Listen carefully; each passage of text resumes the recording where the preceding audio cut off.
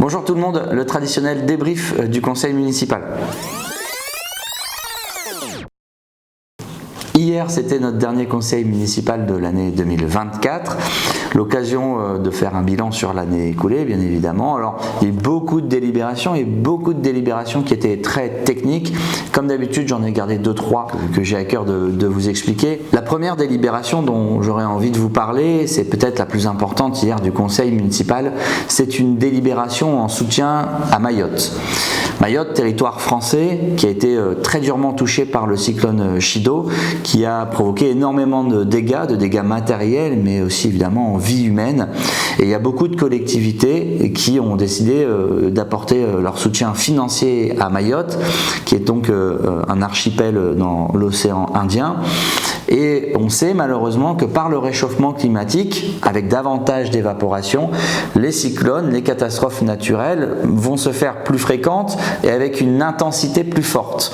Ça doit toutes et tous nous interpeller quant à la nécessité de prendre en compte le changement climatique qui est engagé et d'adapter nos sociétés à ce changement climatique qui est déjà engagé.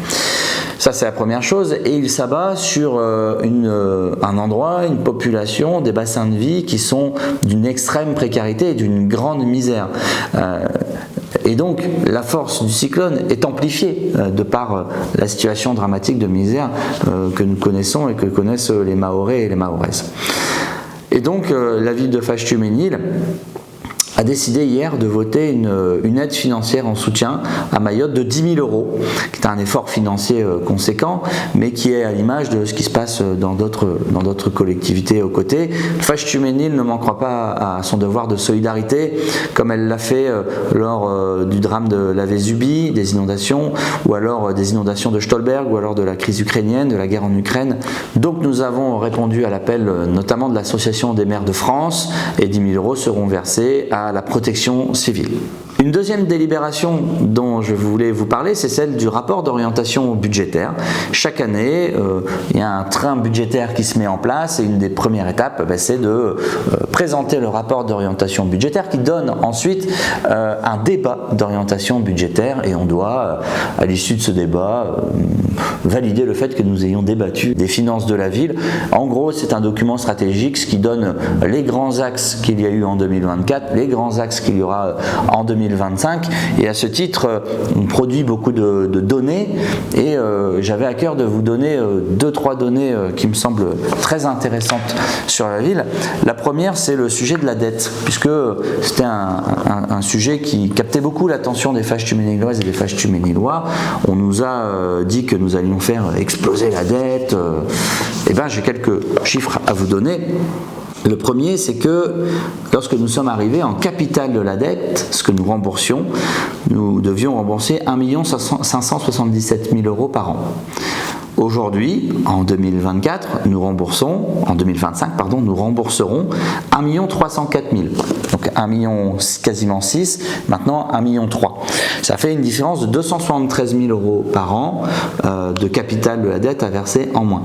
Et au niveau des intérêts de la dette, puisqu'il y a la partie capital, mais il y a aussi les intérêts de la dette, c'est 147 000 € en moins. Donc si on cumule, même si ce n'est pas les mêmes budgets, l'ensemble de ce que nous avons fait en économie de la dette, c'est 420 000 € en moins par an de dettes qui pèsent sur les finances de la ville de Faches-Tuménil. En plus, on n'augmente pas la dette, on n'a pas fait d'emprunt cette année ni l'année dernière, et vous avez eu la salle Jean Zéhun qui a été refaite, vous allez avoir le terrain de V3 basket à l'arrière de la salle Kléber, le terrain de foot à l'arrière de la salle Kléber, bref, beaucoup d'équipements qui manquaient et qui arrivent sur la ville de Faches-Tuménil sans augmentation de la dette. Ça s'appelle une bonne gestion. Ça ne veut pas dire que faire de la dette, c'est quelque chose de sale. Quand ça sert à financer des structures qui pérennes pour les enfants, par exemple les écoles, et qui vont durer 20, 30, 40 ans, c'est pas grave de faire de la dette. Mais comme on nous avait dit, vous allez faire n'importe quoi, vous allez endetter la ville, on va être récupéré par la préfecture. D'ailleurs, on a reçu un courrier qui nous dit que nous sommes sortis du réseau d'alerte de la préfecture et qui nous félicite pour la bonne gestion des finances de la collectivité. Ça aussi, c'est c'est une nouveauté que j'ai oublié de préciser hier, mais qui est importante. C'est important que vous le sachiez, puisque quand la préfecture récupère les budgets des collectivités, en général, c'est pas très joyeux pour les dites collectivités. Donc preuve de notre sérieux financier. Un autre exemple que j'ai cité hier, ce sont les investissements par la métropole européenne de Lille. La métropole européenne de Lille gère un certain nombre de compétences, par exemple les déchets, par exemple les voiries, les trottoirs.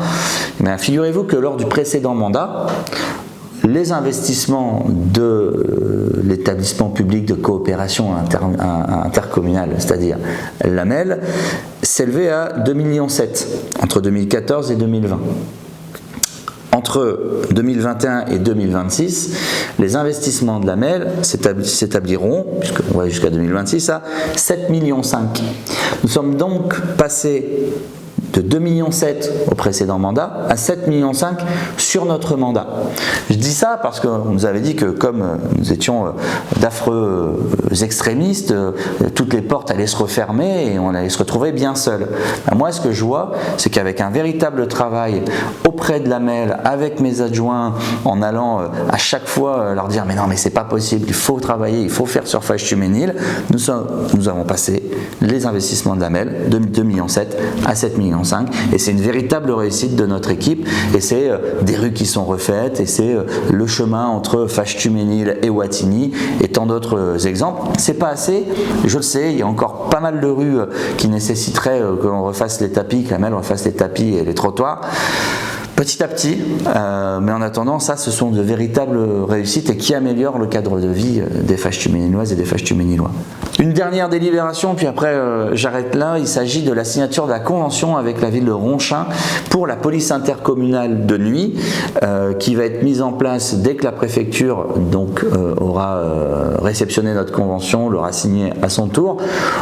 Avec les vacances et temps administratifs, on espère pouvoir lancer cette police intercommunale de nuit en février. Donc le principe, c'est de mettre une voiture de police municipale, des agents 3 de la ville de Ronchin et de la ville de Fâche-Tuménil, et on patrouille la nuit sur les deux villes, à la fois Ronchin et Fâche-Tuménil, pour avoir une présence policière un peu plus fréquente que la police nationale, qui à Wattignies fait ce qu'elle peut, mais ne bénéficie que d'un seul équipage de police secours la nuit pour 9 communes, 80 000 habitants, et qui vont de Ronchin jusqu'à Noyelles-le-Seclin.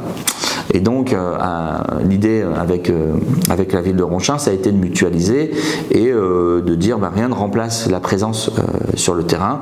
Ça va être une expérimentation les 6 premiers mois, mais c'est quelque chose qui était attendu, on s'était engagé à le faire. Ça prend un petit peu de temps parce que dès qu'il y a 2 villes à mettre d'accord, vous imaginez bien que ça se fait pas juste en claquant des doigts, mais ça fait partie de ce que l'on met en place sur la sécurité à Fâche-Tuménil. Je le redis, depuis l'extinction la nuit, les chiffres de la criminalité et de la délinquance sur la ville sont en constante diminution. Ça ne veut pas dire qu'il ne se passe rien sur la ville. Un cambriolage, ça sera toujours un cambriolage de trop. Un vol de voiture, ça sera toujours un vol de voiture de trop. Mais tendanciellement, depuis 2018-2019, puisque je ne prends pas les chiffres de 2020-2021, puisqu'il y avait les crises Covid, l'ensemble est en diminution. Et ça montre bien que ce qu'on fait avec les cannes de volant, avec la présence, avec les sollicitations de la police nationale, etc., ça a des résultats. Et donc on amène une pierre supplémentaire à tout ça avec la police intercommunale de nuit, avec la ville de Ronchin. Voilà, ça va arriver aux alentours de février. J'aurai plein de délibérations. On en a passé 33 hier, donc je ne vais pas toutes vous les faire, vous vous doutez bien. En tout cas, passez de bonnes fêtes de fin d'année. Les vœux du conseil municipal à la population sont le vendredi 10 janvier à 19h en salle Jacques-Brel. Venez nombreuses, venez nombreux. C'est toujours un moment sympathique. Ok, il y a la partie discours, mais après, l'idée c'est de boire un verre et manger un petit four et discuter directement avec les gens. Ça reste quand même ça le moment le plus sympathique des vœux à la population. Vendredi 10 janvier, 19h salle Jacques-Brel. Passez de bonnes fêtes.